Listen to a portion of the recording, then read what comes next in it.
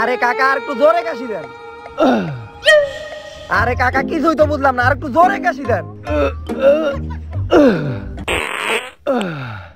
বাইরে হয়ে গেছে।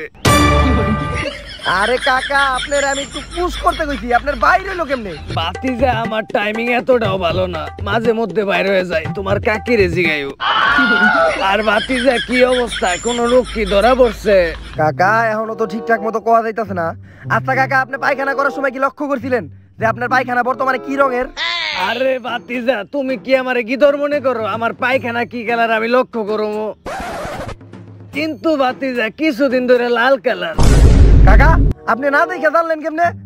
বাতিজা আমি তো দেখি না, মাঝে মধ্যে ভিডিও করি। কাকা এদিকে ক্লিয়ার বোঝা যাইতাছে আগে আপনার ডায়াবেটিস ছিল আর এখন নতুন করে পাইলস ধরা পড়ছে। পদ্মা সেতুর 10 নাম্বার পিলারের চেয়ে বেশি এখন আপনার জীবন ঝুঁকিতে আছে। এর লিগাই তো বাতিজা কালকে রাত 9টার সময় তোমার কাকির লগে খেলা শুরু করছি। তোমার কাকির লগে খেলতাছি টয়লেটে চাপ দিছে। আবার 5 মিনিট পর খেলতাছি আবারও টয়লেটে চাপ দিছে। এইভাবে রাত 9টা থেকে 3টা পর্যন্ত খেলার মাঝখানে ডিস্টার্ব হইছে। তোমার কাকি তো সেই রাইগা গেছে।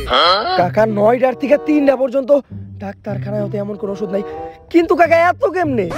আরে বাতিজা আমি তো লুডো খেলার কথা কইছি, আর তুমি যেটা ভাবছো ওইটা রাত 3টার পর শুরু করছি, কিন্তু 5 মিনিটেই শেষ।